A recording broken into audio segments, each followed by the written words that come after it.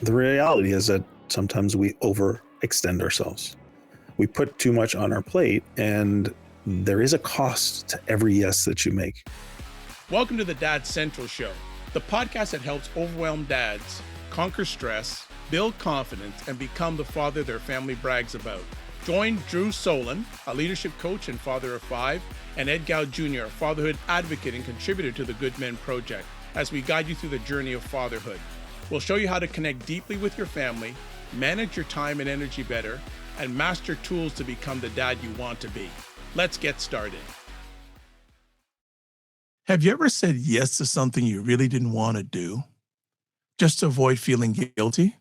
Whether it's another late night at work or a last-minute favor, dads often struggle with saying no.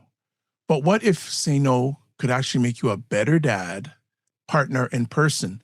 So today, we're going to be talking about how to say no without guilt. And before I bring Drew to the digital stage properly, just want to say that you're watching Dad Central, a parenting podcast to reduce stress and build confidence in fatherhood. And our show is sponsored by Dove Men Plus Care, because Dove Men Plus Care believes cares the best of a man, because when men care for themselves and others, there's a positive impact. I was going to say, no, Drew, you can't speak, but how you doing? I'm good, Ed. I'm Good. Enjoying the change of season? Yes and no, but we're going to focus on the yes. Okay, go ahead. Yeah. Yeah. So today we're going to talk about three things. We're going to talk about why dads struggle with saying no. We're going to understand the cost of saying yes too often. We're going to give you a framework, how to say no without guilt. And then we're going to help you reframe guilt from letting down people to lifting yourself up. So I'm really looking forward to this conversation, Ed, because this is relevant and timely, both for me, but also I'll share some stories from dads I've coached. Yeah, one of the things I learned a long time ago, no is a complete sentence. But I don't know if anyone's ever heard of that term before. I think for a lot of dads and for a lot of people in general, but we're focusing on dads, fathers, and meal caregivers, no can be very difficult. And sometimes we get overwhelmed because we don't say no. So let's start off with our first conversation area about understanding the cost of saying yes too often. What are your thoughts on that? Ed, before we get there, let's talk about why dads struggle say no, or maybe you can even share if you've ever experienced this, struggling to say no sometimes. What's Oh, been the oh reason yeah. behind it?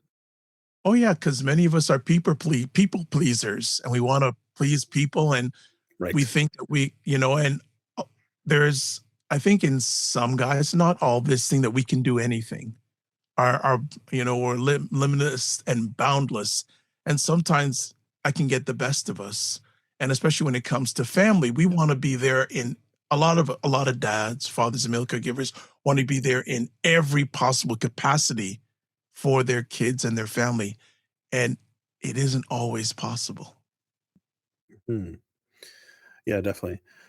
In the context of sometimes as a dad, it's hard to say no to your kids because it's going to result in some big feelings on their kids. That could be that, they feel disappointed. And who wants to discipline another person? No one really. But in particular, that can be hard, especially because kids, they're ruled by emotion, really young, and of course, hopefully they grow out of it, but they need also some examples to model so they can grow out of it. But I think that's true. We have placed high expectations on ourselves. We want to perform well. We want to achieve goals. And sometimes, that means that other people are going to rely on us. And it feels good. It feels good to be relied on, doesn't it? And so if somebody's, knows that we'll always say yes, and they can come to us, and that feels good. It helps us feel good. But again, it may not be the healthiest. Final thing I might say is that we might just have this sense that we're just not enough, and so in order to feel like more than enough, we'll say, okay, well, I can say yes, I can do this, I can let people know, and it helps again with this idea of filling that void where we feel like we're not good enough if we don't actually meet everyone else's needs or expectations or show them that at least we think we can do that. So yeah, there's a lot. We've addressed, I think, a few things here, but I think it's important to recognize that because First step of growth always comes from awareness. So if you heard yourself in any of those, it's a good thing, because now you know, as we go through this conversation, how we can move forward from there and make different choices. I just want to add too that some of the challenge of saying no can be built up by cultural or societal expectations.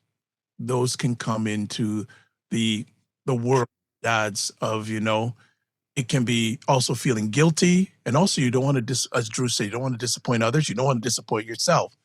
But let's get into understanding the costs of saying yes too often. Drew? Yeah. Well, uh, the reality is that sometimes we overextend ourselves. We put too much on our plate, and it ultimately takes too much energy, too much time, too much money to actually be able to deliver on that yes. And in those it also might take time away from other things that are important, that are on our priority list, but we allow others to encroach on. That could be, let's say it's work. They say, hey, we need you to go do this, or we want this extra time. And you don't want to say no, because it's work, and there might be cultural, like within the work culture, there also could just be your feelings of, I want to make sure I'm doing a good job. But really, your family needs you at home. And work is notorious for overstepping and pushing you beyond what is actually reasonable. Bosses sometimes, or organizations, focus on the bottom line, and that bottom line doesn't always necessarily equate to what's really best for you and your capacity to deliver. People are overstretched, they're put too much work on for what the role demands, and so you have to be mindful of that. Are you allowing others to simply steal from what is yours and what you have identified as an important priority? So ultimately, if you do that perpetually, it leads to things like burnout. It leads to bitterness and resentment. If it leaches into the other areas of your life, when you feel overburdened and stressed at work, it's pretty challenging to separate that when you actually get home. It's important, and you want to try and do that, but sometimes if you're habitually taking on too much, it's taking away from that home life. So I think that's important, and those lines aren't easily identified sometimes. And so it is important that you learn, though, there is a cost to every yes that you make. And Ed, you've got a couple things you can add in here. Yeah, I think also, and it's a word that comes up in a lot of our shows, is the word boundaries. And we got to establish, really be intentional in establishing boundaries, because we want to difference the supportive versus being stretched too thin. So we need to establish those boundaries hard and fast, because if you don't, I know Drew has spoken to many dads. I spoke to many dads that are burnt out, and let alone they're not good to themselves. They're not good to their family and their kids. So having those boundaries is, I think, a critical piece of this show and also in life. So Mhm. that that's what I'll add before we move on to the next segment. Unless you want to add anything to that, Drew. I'll just quickly share, someone I'm coaching now is clearly identifying that he has said yes to too many things too often, and he's becoming self-aware of what's driving that. But he has noticed that it's really affected his energy, his joy, his focus. What it pulled him away. He was a person who previously had spent a lot of time on personal growth and had really loved and enjoyed and had achieved significant things early on in his life because he was so focused on that. But with these next stages of life and him wanting to say yes, to serve and to be, a blessing to others, without the check and balance in place, he's noticed how much it's actually derailed him over that time. So, you know, he's felt the pain of it, but he is now course correcting and seeing the huge benefit in return. And even starting with simple, small things, which I may talk about later, but we'll see. Let's move on. All right, let's talk about the framework, how to say no without guilt. What are your thoughts? Yeah. Well, in other areas, we've talked about the idea of stop, drop, and breathe. This is in terms of, dealing with your kids and not reacting and yelling. But it's a similar approach here. When someone comes with that urgent, request and you feel the sense of pressure, I've got to respond, you actually don't. You can pause. So pause before letting that yes flow out of your mouth and simply fill it with a short statement. Let me check my schedule and then I'll get back to you. Okay. That's it. You don't have to fill anything else in more. And that's your window to pause. Say, I'll get back to you. I think that's important. Use honest and kind as well as reasonable language. You can say and acknowledge, I really want to help, but I don't have the time or energy right now. Doesn't mean you won't be able to help later. Doesn't mean that you're closing the door on them ever coming back to you. But that's a simple, kind way to say it. The other thing is, I mean, I think this is like the number one step, and we work through this when we're focused in walking through the dad's roadmap, our 5-stage developmental pathway. But you have to set priorities around your values.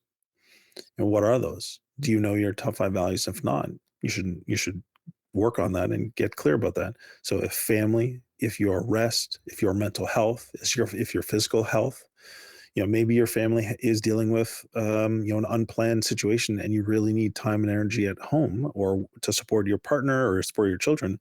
you know these are times when you need to acknowledge those things and say, I'm sorry, but right now my family really needs me, or right now my personal health has really taken a beating. I have to focus on that for the next period of time. So you need to do those things. And this one, I think, is one of the best ways and practical ways to move forward is practice saying no in low stakes situations. And here is an example from my coaching client right now. Often in his workplace, going for coffee is kind of like, hey, let's go grab a coffee. And this is a low stakes no, where he's learning to actually say, you know what, I'd love to come for coffee, but no, I'm not going to get a coffee. Or I'll come with you, but I'm not going to get a coffee, because he's identifying the caffeine, and it actually causes him to be more stressed and more jittery, and he wants to drink water in place of it. So that's pretty low stakes. But the more that you practice it, he has noticed in the past week or two, by practicing, his no muscle is getting stronger and stronger. And he doesn't have those feelings of guilt that come along with it, because he recognizes it's connected to a value and something that he's really focused on. And it's making a big difference for him. I'm good to see And that you're. hop in there, but I think I dominated that. I took No, your no, airtime away. hey, no, it's I want to celebrate your success working with that father. You're getting positive movement, and that is really, really key. And again, that word of boundaries comes up again. Let me check my schedule and get back to you. We've got to set those priorities, because if you're not setting them for yourself, it's going to impact you probably in a not good way, not only yourself, but in the communication and the activities you're doing with family. You may get more groggy, you may sleep more. They need you as much as possible at your best. So set those boundaries and be intentional with those boundaries. It's so key. And I like the suggestion there. Start small, like low priority things instead of the big things, but start Low small and stakes, not in low yeah, priority, low stakes. well, low stakes things and move up from there. So I think it's a great practical strategies to get to where you need to be, especially for yourself, but also for your family and kids. Let's talk about our final segment, reframing guilt from letting down to lifting up. Yeah. How you think about this boundary, or how you think about what's going to happen afterwards, will probably impact what you feel. So there's obviously deeper work here that we're not going to get into in this conversation, but the reality is you have to recognize what's going on, and ultimately you have to make a choice that what you might be feeling because of pre-programmed or subconscious thoughts you have in terms of, I can't say no, or like, what are they going to think of me, and you begin perpetuating those negative thoughts. You have to actually make a conscious choice. No, this value or this priority is more important to me, so I'm going to push through the discomfort that I might feel, and I'm going to choose to say no. Because the reality is, just like the children's book I referenced before, what am I feeling? A feeling is just a feeling. It's not in control of you. And so I would challenge listeners that if you find yourself getting kind of hesitant or starting to think these self-critical thoughts around the idea of even saying no to somebody else, there's some deeper underlying beliefs, limiting beliefs that hold back. But I want to encourage you to say, try this in these low stakes situations and start to begin to say no. And you'll find out that maybe those fears or other things are not actually going to come about. And that feeling will no longer control you and stop you from going to say no when it really matters. So, and the reality is the more that you establish a healthy boundary or begin to say no to certain things that are not in your best interests, the more that people begin to actually respect you. They begin to honor you and they begin to recognize, oh, this person cares about this and their values, and they respect the fact that you have values or you have priorities and you follow through on those. They actually begin to learn to trust you more, which is counterintuitive. Your fear is that they're not going to, but they will. And I want you to know that that's really important, especially when you think about, would you want your child as they grow up to be a constant yes person when they really should be saying no to protect themselves? Because if you don't want that, then the best way to help them get there is you have to do it first. You've got to show them that boundaries are healthy, they're respectful, and they actually help others learn to respect and trust you more. You can hop in here, Ed.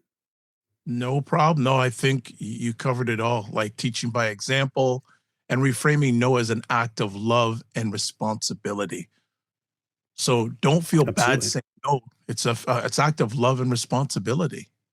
So I Yeah. think it's Love a to yourself, love to the other people who are important to you. absolutely 100%. So as we wrap it up today, let's just do a recap of what we talked about today. We talked about understanding the costs of saying yes too often. We also talked about the framework, how to say no without guilt. We also chatted about reframing guilt from letting down to lifting up. So talking points are just things you also want to take away, why guilt shows you care, but it doesn't have to control you. Then also reframing no as an act of love and responsibility, and then teaching kids by example. Boundaries as a healthy behavior. Also, saying no with respect builds stronger confidence, and boundaries protect your time, energy, and relationships. And I love this one especially. Every yes comes with a cost. Choose consciously. So remember, dads, saying no is not shutting people out, it's making space for what truly matters. Start small this week. Pick one thing to say no to, and notice how it changes your energy and your connection with your family. Drew, do we have a resource we want to share with our family today? Yeah, our resource is a new course that's going to be available. I'm not sure if it'll be available when this podcast is published, but it is audio lessons specifically on boundaries, and it's got a worksheet around this as well to help you get clear. It also has great resources on priorities, on values, helping you get certainty and clarity and be able to know how to make decisions that align with your priorities. So that is a digital course. It's built off of our dad's roadmap, which is our 5-stage developmental pathway that helps dads go from tired, stressed, overwhelmed to becoming much more calm, confident, and connected dads to themselves, to their family, and just generally. Fantastic. So, as always, want to thank everyone for taking the most important thing they have, their time, to share with us. And as always, don't just manage your time, manage your energy. Remember to give yourself grace, and we'll see you soon. Be well.